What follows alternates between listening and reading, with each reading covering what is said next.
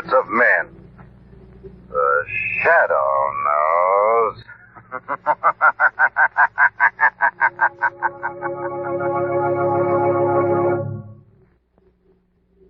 And now, The Shadow.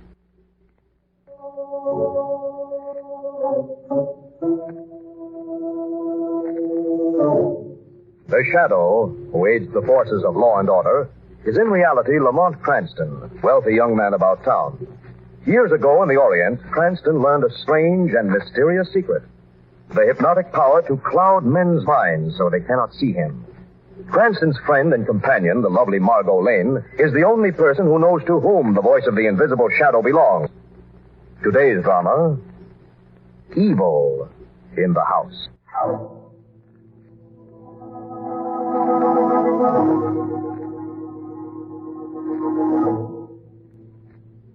It's a warm, starlit evening in early fall.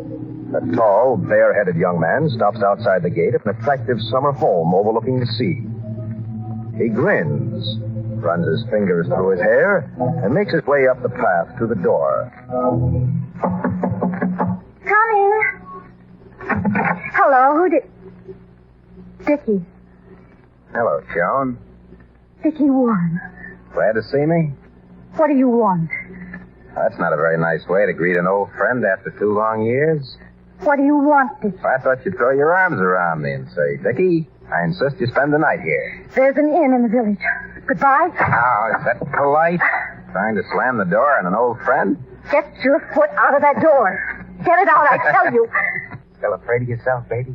If you don't leave, I'll... Who is it, Joan? Oh. Joan, who's at the door? Please go away. Who is it? Well, go ahead, sweetheart. Tell him who I am. It's an old friend, George. Dickie Warren. Just dropped by on his way to town. Bring him in. Bring him in. Well, you heard the man, sweetheart. All right, come in. This way. Oh, nice. Cozy and nice. George, this is Dickie Warren. My husband, George Butler. Glad to know you, Warren. Hello, George. Sit down. Make yourself at home. Thank you. I don't think I've heard Joan mention you before. Well, I've been away. You know that old saw? Out of sight, out of mind. Expect to be around here long? That depends. I have a couple of things to do. First is I've got to find some place to sleep tonight. Well, why not stay here with us? You're more than welcome, isn't he, Joan? Why, Lamont Cranston and Margot Lane are coming out there spending the weekend. Don't you remember, George? Of course. There's always room for one more. How about the guest cottage? Warren wouldn't mind. I'd be delighted. Good afternoon, George. Joan, my dear. I just took a little walk to the village and What? Who is that? You remember Dickie Warren, Dad? Yes, I remember Dickie Warren. What are you doing out this way, Warren? Oh, just passing through, Mr. Whitford. Thought I'd stop by and say hello to my old friends. Yes, of course. Won't you have some tea, Dad? You look tired. I am a little tired, my dear. Didn't realize how much the walk took out of me. I think I'll go up to my room for a while. You'll excuse me? Anything I can get for you, Mr. Whitford? Not a thing, thanks, George. See you all in the morning. Poor Dad. He's aged 20 years since I last saw him. His wife's sudden death. He's never been the same since. I can understand that. Understand it very well. I better get the guest cottage ready. Of course, darling. Don't mind us. Or and I'll find plenty to talk about. Yes. Yes, I'm sure we will, George. What do you mean? Nothing. We wouldn't think of discussing anything really important until you got back. You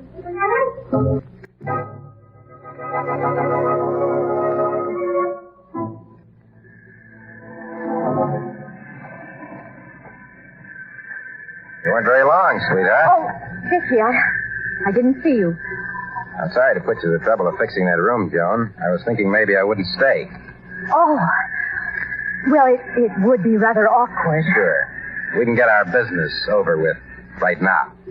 Business? What business? Oh, just a little financial transaction. What are you talking about?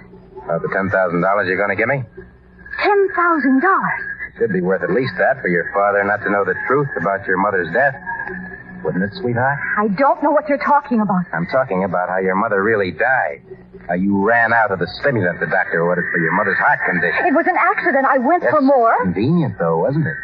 Considering she was dead when you got back. Especially when you realized how much you hated your mother. That's not true. I thought there was enough of the medicine. I must have used more than I thought. I'm sure your father would understand. My father... Oh, you can't tell him, Dickie. You can't. It would break I him. don't intend to tell him. If you'd given me the money, of course. But I haven't got $10,000. You'll get it, though. Won't you, Joan? Won't you? If I do, will you promise to go away and never come back? Why, of course, sweetheart. Of course I'll go away. You don't think I'm enjoying this, do you?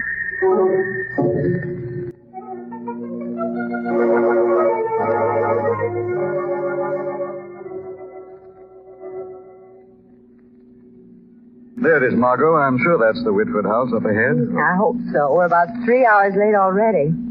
That shortcut you took, Lamont.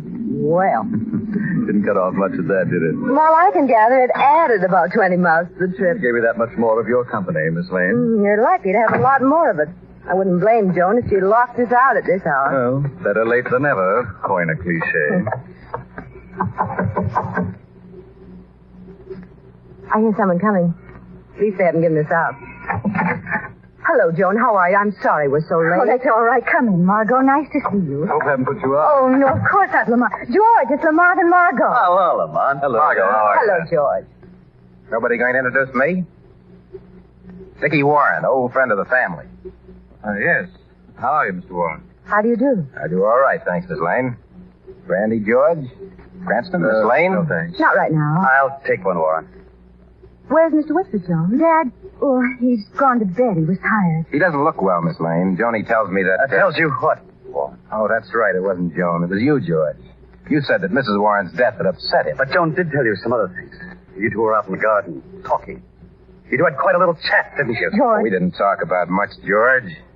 Nothing you'd be interested in. I wonder if you'd all excuse me. I'm so tired. I'm sorry, Margot. Lamont. George will be glad to show you to your room. I think I'll have another brandy. Join me, Lamont. No, George, thanks. I think Joan has a good idea. If it's all right with you, Margot and I will go up. The usual rooms? Oh, of course. I'll see you up. We can find our way. Thanks, George. Good night. Good night. See you in the morning. Yes. Good night, Warren. Lamont, what in the world is going on here? Who is Dickie Warren? Friend of the family, as he says. The atmosphere was considerably less than friendly. Joan was so upset. Mr. Whitford always waited up to see us when we came. Now, don't worry about it, Margot. You go to your room, get a good night's sleep. What are you going to do? I'll have a look in on Mr. Whitford before I turn in. I think he'd feel badly if I didn't at least say good night to him.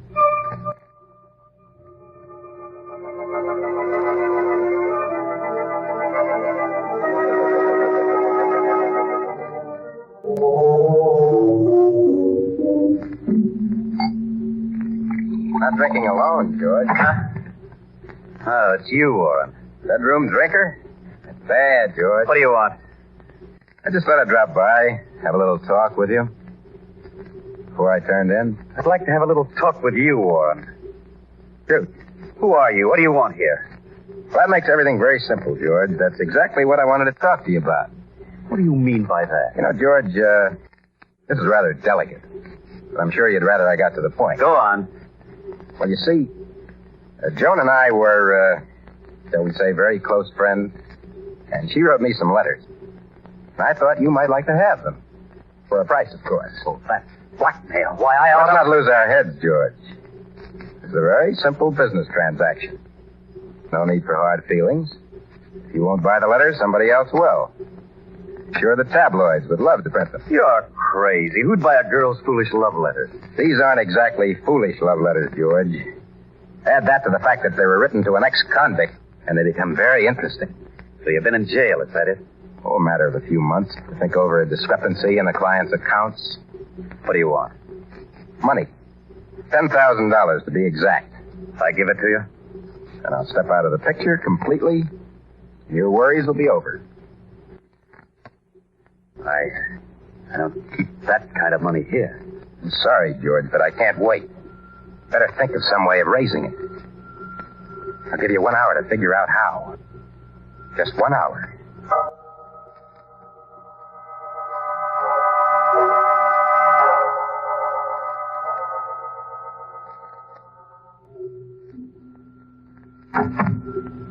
Whitford, are you awake? Who is it? Cranston. I just wanted to say good night. Oh, glad you're here, Lamont. Glad you're here. Is anything wrong? No. What makes you ask? With young Warren around, things seemed a little tense, that's all. Always seems to be trouble when Warren's around. Just who is he anyway, Mr. Whitford? Just a young man Joan met a few years ago. She was madly in love with him. After Alice died, he went away. You weren't going to Brood, you know. It's just that seeing him brings it back. Alice hated him. Forbade him in the house. How did you feel about him, Mr. Whitford? I don't know. It caused a rift between Alice and Joan. A rift that never healed. You mustn't think of that, Mr. Whitford. Joan may have resented her mother's dislike of Warren, but I know she loved her mother. Of course. I shouldn't even think of such things. You're just tired, sir. It'll look different in the morning. I suppose so. I just wish Warren would go away and leave us the way we were. Now, you try to get some rest, Mr. Whitford. I'll see what can be done about your getting your wish.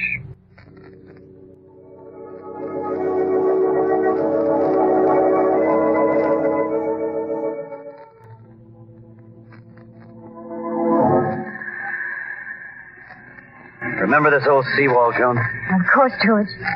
This is where you asked me to marry you. That's right. I brought you here to ask you another question. Equally important. About Dickie Warren. Why didn't you tell me about him, Joan? I could have understood if I heard it from you. What was he to you? Nothing, George. Nothing at all. There's never been anything between Dickie and me that I'm ashamed of. What were in the letters, Joan? What about them? Patient, George. Had to satisfy your curiosity, didn't you? What are you doing here, Warren? Why, I just came down to see the ocean by moonlight. Romantic, isn't it? Dickie, please. Reminds me of that weekend at the shore, Joan. Don't listen to him, George. Remember how beautiful it was? Sun was coming up over the horizon. And you were afraid to go home, as I remember. That's enough, Warren. Jealous, George? You know, you could have saved yourself this. I gave you the chance. That's enough, I said. Let's not get melodramatic, George. Put the gun away. Don't tempt me, Warren. I'm giving you a chance to get out of here. If you don't... George, please. Over here in front of me, Joan. No. Oh. Now, George, with Joan between us, let's talk. You had your warning. Get away from my wife. Get away, I tell you, or I'll kill you. Don't, please, stop. Drop that gun, George. Drop it. I'll kill you, I tell you. I don't think so. Get that gun away. George! You killed him. Dickie, you killed him. I wouldn't say that. Looked more like suicide to me. You held a gun against his chest and pulled the trigger. You killed him. Must have been jealousy, don't you think? Or maybe business was bad. Which do you think's a better story for the police? You won't get away with this, Dickie. No one pays for suicide, sweetheart. After all, it was George's gun. His fingerprints were the only one on it. He was jealous. Suicide. It wasn't suicide. It was murder. I was a witness. I saw it. But there were two witnesses, Joan. And I know the story I'm going to tell. I'll tell them that you're a liar and a murderer. I don't think so, sweetheart. If your father found out how your mother really died, it would break his mind. You wouldn't want to see your father put in an institution. So I think I know the story that you're going to tell, too.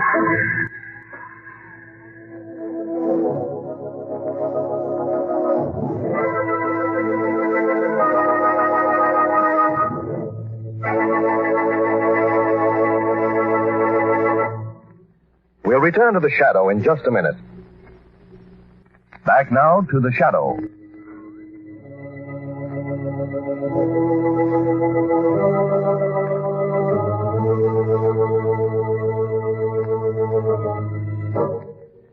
Lamont and Margot are visiting at the Whitford summer home. Tension has hung over the attractive seaside estate since the arrival of Dickie Warren, an old friend of Joan Whitford. Now Lamont and Margot have just heard a shot from out by the seawall. They rush out to find Joan alone with the body of her husband. Joan? Are you out there, Joan? Oh, there you are. We heard shooting. Good Lord, it's George. Joan, what's happened? George, he shot himself. I'll take care of Joan. I'll see what I can do. He is dead, Lamont. Yes, I'm afraid so. This gun, it's his, Joan? Yes, he's had it for years. So I see. Hasn't had much use either, I'd say. Margot, suppose you take Joan back to the cottage. I'll take care of things. Oh, no. No, please, Margot. I'd rather be alone. Poor child, what a terrible thing to happen. And they were so happy together. Yes, apparently they were. You think it might not have been suicide, Lamont? I don't think we know all the facts yet, Margot. Not by a long shot. Wonder where Dickie Warren is. You think he had something to do with George's death, Lamont? At least it's worth a few questions.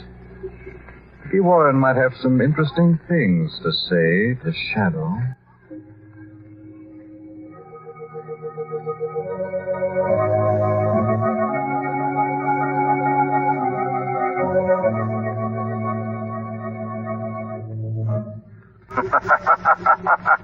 Who's that? Comfortable, Dickie? I didn't hear you knock, whoever you are. Your door was open. Were you expecting someone, Dickie? The police, maybe? Who are you? The Shadow, Dickie. But it's no use trying to see me. No one sees the Shadow. What do you want? I want the truth about George Butler's suicide. Butler's suicide? I didn't even know he was dead. I said the truth, Dickie. Okay, suit yourself. Tell you, I've been reading here for the past half hour. I didn't even hear the shot. Oh? But I didn't tell you that George Butler had shot himself. Didn't you? Maybe not. Maybe I just guessed it. The way you guessed how Mrs. Whitford died, Dickie? What do you know about that? The Shadow knows a great deal. Okay, so you know a great deal. So you know Joan was responsible for her mother's death. Was she? Of course she was. The doctor told her to keep an extra supply of medicine on hand, and she didn't. It was her fault her mother died. Criminal negligence. Go on. That's all there is. Joan hated her mother because she tried to break us up. After Joan left, her mother started to gasp. Then you were in the house that day. No, I wasn't. I just know what Joan told me later. Where was Joan? She was gone for medicine, I told you. Took her 2 hours. Mrs. Whitford was dead when she got back. Then how could Joan tell you what her mother was doing when she was gone? Look, I don't have to answer these questions. I'm not worried about bringing this story out into the open. I got nothing to lose. Joan has. Nothing to lose except your life, Dickie. That's all. Just your life.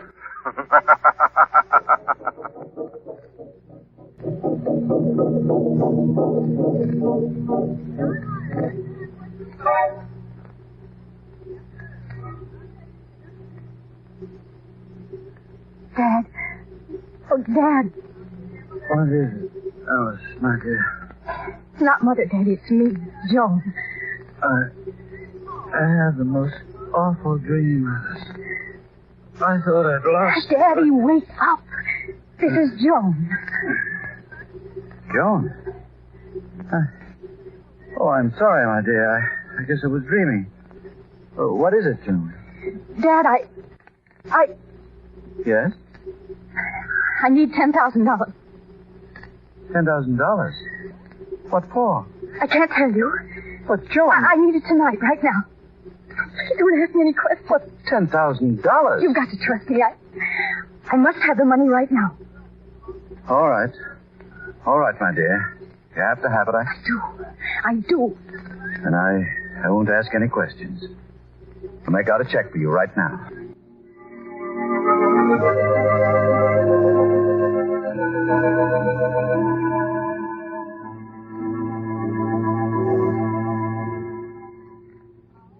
Lamont, did you learn anything from Dickie Warren? A lot more than he thinks, Margot. Joan, why should she call it suicide if it wasn't? Warren may have some hold over her. Lamont, we've got to help her. We will, Margot. First, there's a little experiment I want to try. Close that door. Right. What are you going to do? First, I'm going to wrap this handkerchief around my hand. Take George's gun. That's the one he killed himself with. I'm going to fire it into those couch pillows, holding it close to muffle the report. Like that. What does that prove? Look here, the handkerchief on my hand. Powder burn. Exactly. When I first saw this gun, I could see that it was defective, that it had a backflash when it was fired. What does that have to do with George's suicide? There was no sign of a burn on his hand. Margot, if he'd fired that gun, there would have been. Either Dickie Warren fired the gun or held his hand over George's and forced him to pull the trigger. Are you going to turn him over to the police? As fast as I can, Margot. You've called them? Just hung up. Sergeant said it would take them some time to get here, but they're coming by the East Road. It's a shortcut. Good. In the meantime, I'll have a talk with Joan. She disappeared. I've been looking all over for her. Don't worry, Margot. I think the Shadow will be able to find her.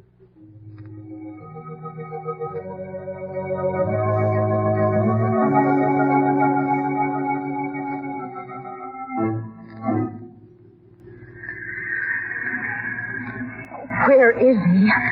Why doesn't he come? Waiting for me, Joan? Oh, Almost like old times, isn't it, sweetheart? where have you been, Vicky? I had a few odds and ends to clean up. Unfinished business, you might say. Get the money? I've got it. Well, give it to me. Give it to me.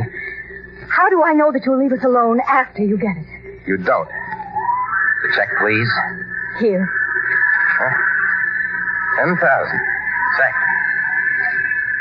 You know something, sweetheart? What? You're terrific. You've got your money now. You better... You missed me, didn't you, baby? Huh? Vicky, please. Didn't you? No, Vicky, no. Joan. It's Dad.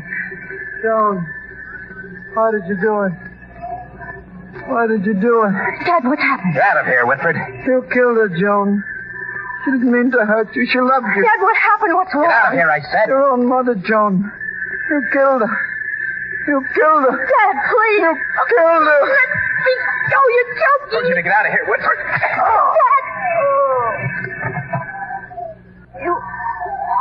You must have told him. You must have told him about Mother. He was going to find out. You knew what it would do to him. But you went to him behind my back and told him. He had a right to know. I paid you. I gave you the money, but you told him anyhow. You drove him crazy. You drove him out of his mind, you evil, vicious, rotten snake. Sure, I told him. Why not? Now he'll be put in an institution. That way, the Whitford money will be all yours. I won't have to settle for a measly $10,000. Don't you see how convenient it is, Joan? Not so convenient for you, Dickie. What's that? Shadow. It's a little inconvenient to spend money in the death house. I don't know what you're talking about. Joan didn't murder her mother, Warren. They think you did, and I think you'll die for it. But he couldn't. Oh, yes, he could. He was in the house the day your mother died. He could easily have destroyed the stock of medicine you kept on hand. When the attack came, you had the rest of the village.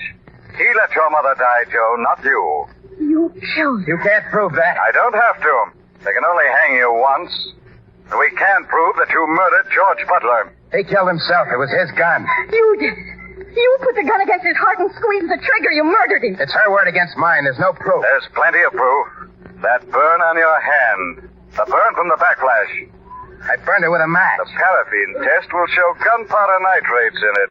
I'm afraid you're trapped, Dickie. That's it. I've not... He's getting away. That's the East Lane he's running down. Yes, but you... That's the road the police are coming up.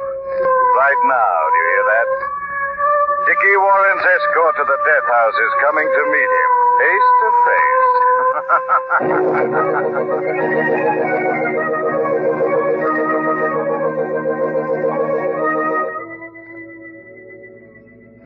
Lamont, are the police still holding Dickie Warren? Not only holding him, they have a confession. He told the whole story of Mrs. Whitford's death and George's supposed suicide. Mr. Whitford certainly looked well on the road to recovery when we left. He'll be all right now. The truth will do more to bring back his health than any hospital can. But suppose Dickie hadn't He confessed. had no choice, Margot. The police had George's gun. The paraffin test revealed the presence of gunpowder in the burn on his hand. It was almost as though George had succeeded in marking his killer. Well, the Whitford house was certainly a changed place from the time we arrived to the time we left. No more Dickie Warren, Margot. No more evil in the house.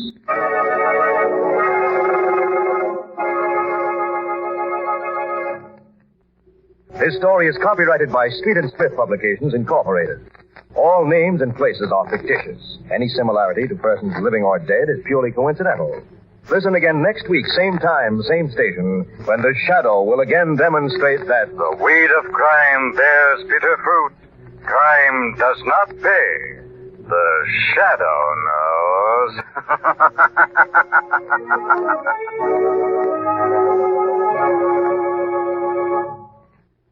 Next week, same time, same stations, we bring you another strange and thrilling adventure in the Shadow's daring battle against the forces of evil. The part of Lamont Cranston was played by Brett Morrison, Margot by Grace Matthews. This program came to you from New York. This is the Mutual Don Lee Broadcasting System.